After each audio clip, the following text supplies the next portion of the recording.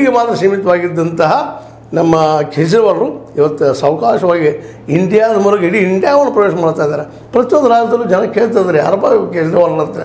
ಈಗಾಗಲೇ ಕೇಜ್ರಿವಾಲ್ ಹೆಸರು ಸಾಕಷ್ಟು ಪ್ರಚಲಿತದಲ್ಲಿದೆ, ಇಲ್ಲಂತಲ್ಲ. ಯಾಕಂದರೆ ಅವ್ರ ವ್ಯಕ್ತಿತ್ವ ಒಂದು ದಿನದಲ್ಲಿ ಬೆಳೆದಂಥದ್ದಲ್ಲ.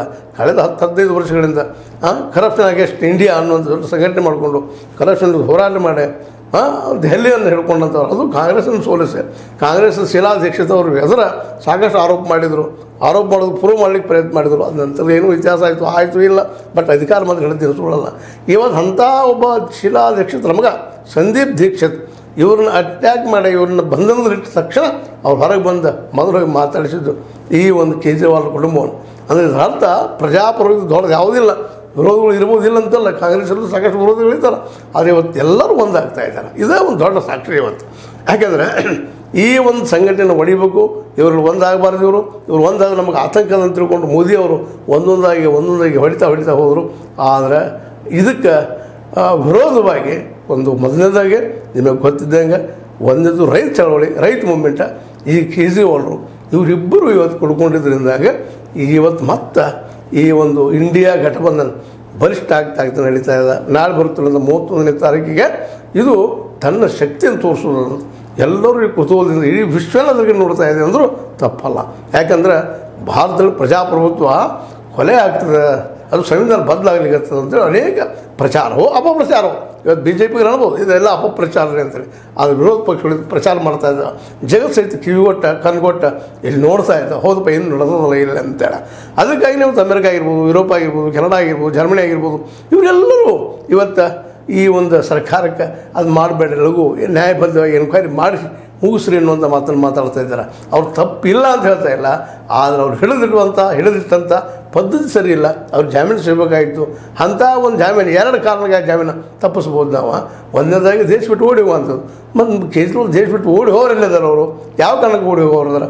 ಇನ್ನು ಸಾಕ್ಷಿಗಳನ್ನು ಕೆಡಿಸೋದಂತ 2ನೇ ಕಾರಣ. ಸಾಕ್ಷಿಗಳನ್ನ ಎಲ್ಲದ ಸಾಕ್ಷಿ ಈಗಾಗಲೇ ಸಾಕ್ಷಿ ಹೊರಗೆ ಹೇಳಿದಾನೆ, ಇವ್ರಿಗೆ 100 ಕೋಟಿ ರೂಪಾಯಿ ಕೊಟ್ಟಿದ್ದಾನೆ ಅಂತೇಳಿ. ಆ ವ್ಯಕ್ತಿ ಏನು ಮತ್ತು ಯಾರಿಗೆ ಮತ್ತೆ ಅವ್ನು ದುಡ್ಡು ಈ ಒಂದು ಪಾರ್ಟಿ ಪಣ ಕೊಟ್ಟಿದ್ದಾರೆ ಎಲ್ಲರೂ ಕಣ್ಮುಂದದ. ಉಳಿದ ಸಾಕ್ಷಿಗಳು ಎಲ್ಲಿದಾವೆ ಇರಲಿಕ್ಕೆ? ಏನು 10 ಪೈಸೆ ಸಿಕ್ಕದ, 1 ರೂಪಾಯಿ ಸಿಕ್ಕದ, 2 ರೂಪಾಯಿ ಸಿಕ್ಕದ, ಪ್ರೂವ್ ಮಾಡಲಿ ಅದನ್ನು. ಅವರು ಸಹಿತ ಅಷ್ಟು ನಿಷ್ಠುರ ನಿಂತಿದ್ದಾರೆ. ಯಾವುದೋ ಒಂದು ಕಾರಣಕ್ಕಾಗಿ ಯಾವುದೋ ಒಂದು 2018ರಲ್ಲಿ EDಗೆ ಒಂದು ಕಾನೂನಿಗೆ ತಿದ್ದುಪಡಿ ಮಾಡಿ ಜಾಮೀನು ಸಿಗದಾಗ 1 ವರ್ಷ ಗಂಟಲೆ ಮಾಡುವಂಥ ಕಾನೂನು ರಕ್ಷಣೆ ಮಾಡಿದ್ರಂತಾಗ ಆ ಕಾನೂನುಗಳು ಸಿಗ್ತಾ ಇದ್ದಾರೆ. ಆದರೆ ಇವತ್ತು ನಿಶ್ಚಿತವಾಗಿ ಒಂದು ಭಾರತೀಯ ಕಾನೂನು ಹೇಳೋದೇನಪ್ಪ ಅಂತಂದರೆ, ಒಂದನೇದ್ದು ದೇಶ ಬಿಟ್ಟು ಹೋಗುವಂಥವ್ರಿಗೆ ಜಾಮೀನು ಕೊಡುವಂಥ ಅಂಥದ್ದಲ್ಲ. 2ನೇದ್ದು ಆ ದಾಖಲೆಗಳನ್ನು ಕೆಡಿಸುವಂಥದ್ದು. ಇವೆರಡರಲ್ಲಿ ಫಿಟ್ ಆಗೋದಿಲ್ಲ. ಈ ಒಂದು ಕೇಜ್ರಿವಾಲ್ ಅಂದಾಗ ಇವನು ಹಿಡಿದಿಟ್ಟಂಥದ್ದು ಇದು ಏನಪ್ಪ ಅಂದ್ರೆ ಒಂದು ರೀತಿಯಿಂದ ಅನ್ಯಾಯಪೂರ್ಣವಾದದ್ದು ಸಾಮಾನ್ಯವಾಗಿ ವಿರೋಧ ಪಕ್ಷಗಳು ಹೇಳ್ತಾ ಇದ್ದಾವೆ. ಅದರಲ್ಲೂ ಈ ಒಂದು ಇಂಡಿಯಾ ಘಟಬಂಧನ ಸಂಘಟನೆ ಪೂರ್ಣ ಪ್ರಮಾಣದಲ್ಲಿ ಇದರ ವಿಷಯ ತಿಳಿದ. ಈಗಾಗಲೇ ಆ ವ್ಯಕ್ತಿ ರೆಡ್ಡಿ ಅನ್ನೋಂಥ ವ್ಯಕ್ತಿ ಏನು ಮಾಡಿದ್ದಾರೆ, ಯಾರು ದುಡ್ಡು ಕೊಡ್ತಾ ಇದ್ದಾನೆ, ಏನು ಇವೆಲ್ಲವೂ ಈಗ ನಮ್ಮ ಮುಂದಿದ್ದಾವೆ. ಈಗ ಜನರು ಅದನ್ನು ಪ್ರತಿಪಾದನೆ ಮಾಡಿ ಹೇಳುವಂಥ ಪ್ರಯತ್ನವನ್ನು ಇವತ್ತಿನ ಈ ಕಾಂಗ್ರೆಸ್ ಅಂದರೆ ರಾಹುಲ್ ಮತ್ತು ಕೇಜ್ರಿವಾಲ್ ಮಾಡ್ತಾ ಇದ್ದಾರೆ. ಇದರಲ್ಲೇ ಅವ್ರು ಮೋಸ್ಟ್ ಪ್ರಾಬಬ್ಲಿ ಯಶಸ್ವಿ ಆಗ್ತಾರೆ ಅಂತ ತಿಳಿಸೋದು.